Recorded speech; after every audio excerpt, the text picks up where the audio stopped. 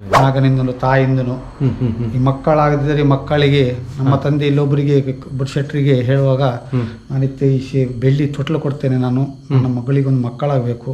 ನನ್ನ ತಂದೆ ಪ್ರಾರ್ಥನೆ ಮಾಡಿದಾಗ ಅವರಿಗೊಂದು ಮಕ್ಕಳಾಯಿತು. ನನ್ನ ತಂದೆ ಅವ್ರಿಗೆ ತುಂಬ ಹುಷಾರಿಲ್ಲ, ಆದರೂ ಹಾಸ್ಪಿಟ್ಲಲ್ಲಿ ಹೋದ್ರೆ ಇದೇ ದೇವ್ರ ಹೆಸರೇ ಹೇಳೋದು. ಈಗ ಮನೆಗೂ ಆರಾಮಿಲ್ಲ, ದೇವ್ರದೇ ಚಿಂತೆ, ದೇವ್ರ ಚಿಂತೆ. ಆತ್ಮೀಯ ವೀಕ್ಷಕರೇ ನಮಸ್ಕಾರ. ನಾನಿಂದು ಬಂದದ್ದು ನಮ್ಮೂರು ಬಾರ್ಕೂರಿನ ಕಚ್ಚೂರಿನಲ್ಲಿ ಇರತಕ್ಕಂಥ ಶ್ರೀ ದುರ್ಗಾಪರಮೇಶ್ವರಿ ಅಮ್ಮನವರ ದೇವಸ್ಥಾನಕ್ಕೆ. ಮೊದಲ ಬಾರಿಗೆ ಶ್ರೀ ದುರ್ಗಾಪರಮೇಶ್ವರಿ ಅಮ್ಮನವರ ವಿಡಿಯೋವನ್ನು ಮಾಡ್ತಿದ್ದೆ, ದೇವಾಲಯದ ವಿಡಿಯೋ ಮೊದಲ ಬಾರಿಗೆ ಮಾಡ್ತಿದ್ದೇನೆ. ಬನ್ನಿ ನೋಡೋಣ, ಶ್ರೀ ದೇವಿಯ ದರ್ಶನವನ್ನು ಮಾಡೋಣ, ಅದಕ್ಕೆ ಪೂಜೆಯನ್ನು ಕೂಡ ವೀಕ್ಷಿಸೋಣ. ಬನ್ನಿ ಹೋಗೋಣ.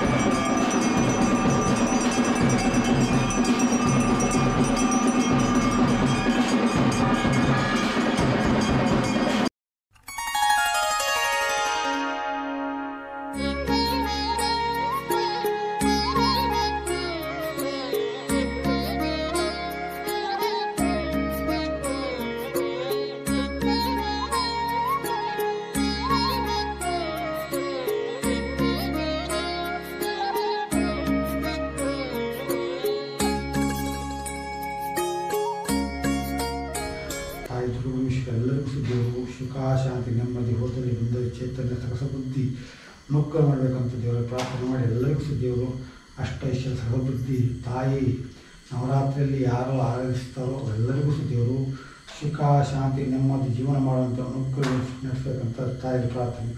ಓಂ ಜಗನ್ಮಾತ ರೂಪಿಣಿ ಆದಿಶಕ್ತಿ ಸಿದ್ಧಿವಿ ದುರ್ಗಾಪರಮೇಶ್ವರಿ ಆಗಿ ಅನುಗ್ರಹವಾಗಿ ನಡೆಸಬೇಕಂತ ದೇವರ ಪ್ರಾರ್ಥನೆ. ಆತ್ಮೀಯ ವೀಕ್ಷಕರೇ, ನಾವಿಂದು ಬಾರ್ಕೂರಿನ ಕಚ್ಚೂರು ದುರ್ಗಾಪರಮೇಶ್ವರಿ ಅಮ್ಮನವರ ದೇವಸ್ಥಾನಕ್ಕೆ ಬಂದೆವು.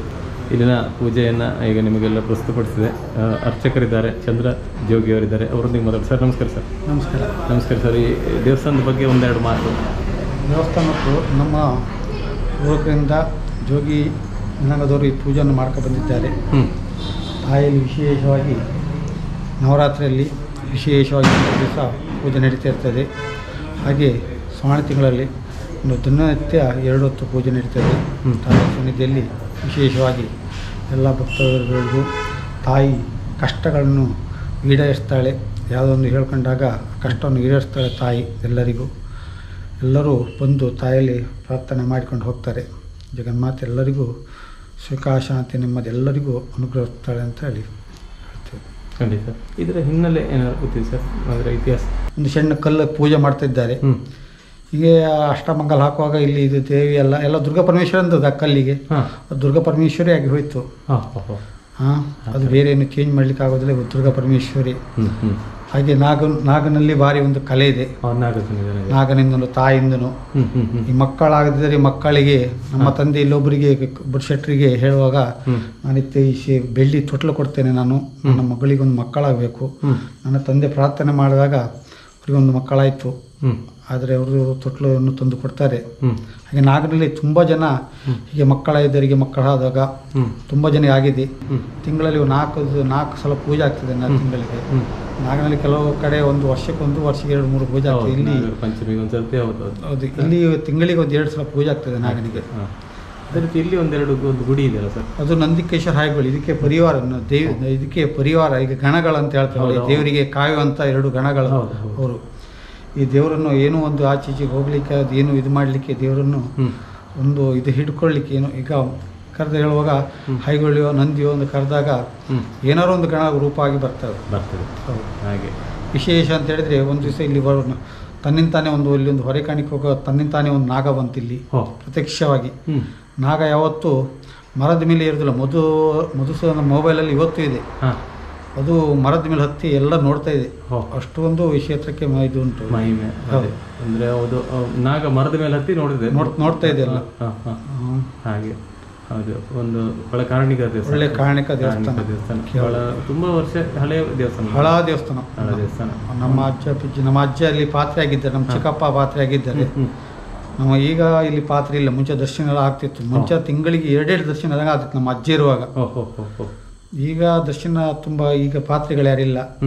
ಮತ್ತೆ ಹೆರಗಿನವ್ರು ಕರ್ಸಿ ಮಾಡ್ಬೇಕು. ಯಾರು ಕೇಳ್ತಾರೆ ಮಾಡುವಾಗ ಅವ್ರು ಹೆರಗಿನೆಲ್ಲ ಕರ್ಸ್ಬೇಕು. ಹೌದು. ಇಲ್ಲಿ ವಾರ್ಷಿಕೋತ್ಸವ ಇದೆ ಅಲ್ಲ ಸರ್? ವಾರ್ಷಿಕೋತ್ಸವ ಇದೆ. ಯಾವ ಸಮಯ ಆಗ್ತದೆ ಅದು ಫೆಬ್ರವರಿಗೆ ಆಗ್ತದೆ. ಫೆಬ್ರವರಿ ತಿಂಗಳಲ್ಲಿ ವಾರ್ಷಿಕೋತ್ಸವ ಪ್ರತಿ ವರ್ಷ. ಹೌದು. ಬ್ರಹ್ಮಕಲಶ ಆಗಿದೆ. ಬ್ರಹ್ಮಕಲಶ ಈ ಸಲ ಕೊರೋನಾ ಬಂದಾಗ ಆ ಟೈಮಲ್ಲಿ ಮಾಡ್ಲಿಕ್ಕೆ ಆಗಲಿಲ್ಲ. 1 ವರ್ಷ ಹಿಂದೆ ಮುಂದಾಯ್ತು.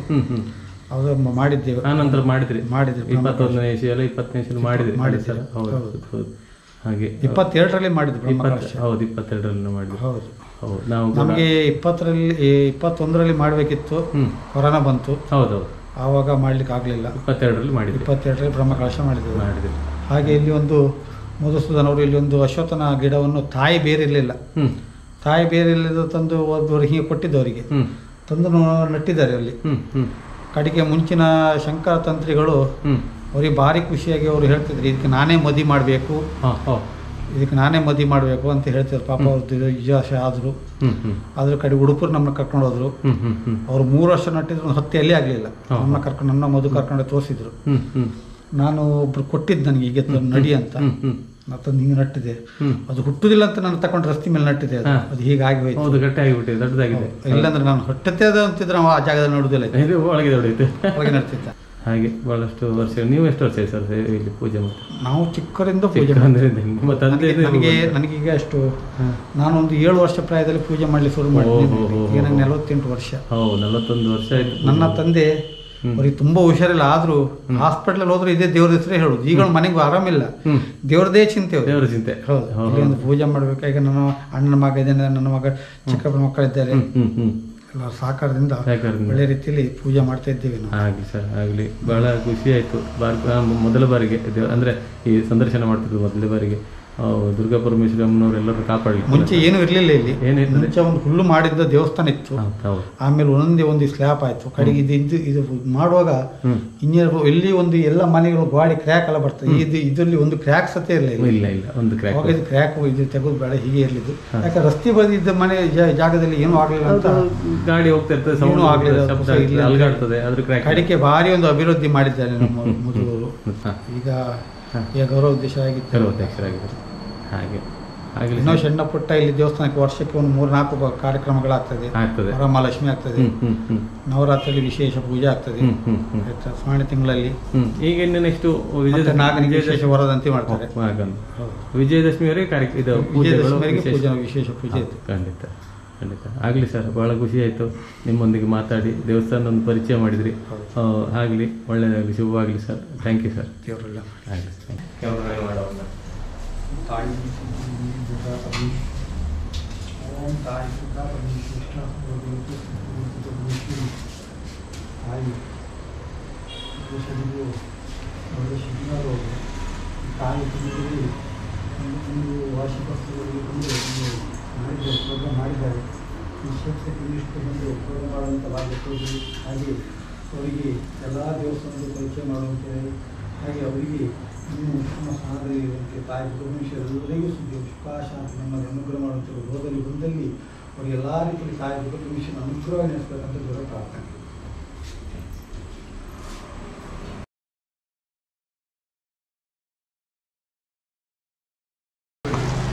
ಯಾವುದು ಇದು? ನಂದಿಕೇಶ್ವರ ಹೆಗ್ಗಡೆ. ನೀವು ಆಗಲೇ ಹೇಳಿದ್ರಲ್ಲ, ನಂದಿಕೇಶ್ವರ ಮತ್ತು ಹೆಗ್ಗಡೆ. ನಾಗನಕಟ್ಟೆ ಇದು. ನಾಗನಕಟ್ಟೆ ಭಾರಿ ಕಾರಣಿಕ ನಾಗ, ಭಾರಿ ಕಾರಣಿಕ.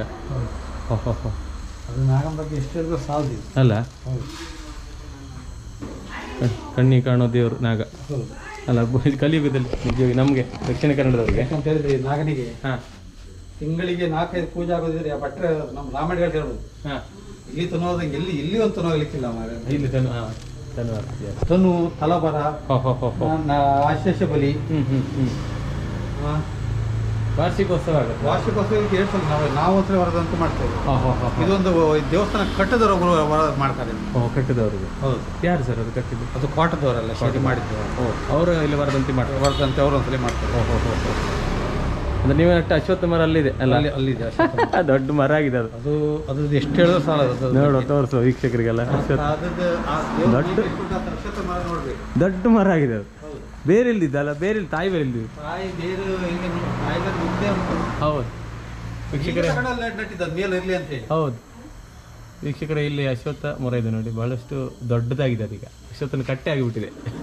ಇದು ಮರಕ್ಕೆ ಎಷ್ಟು ವರ್ಷ ಆಯ್ತು ಗೊತ್ತುಂಟ ಈಗ? ಸಾಧಾರಣ 14-13 ನಟ್ಟಿನ ಮರ ಇದೆ. 11 ವರ್ಷ ದಾಟಿದೆ ಈಗ. 11 ವರ್ಷ ಇಷ್ಟು ತರ ಮರ ಯಾವತ್ತೂ ಬರುದಿಲ್ಲ. ಅಷ್ಟು ಬಡ ದಪ್ಪ ಇದೆ.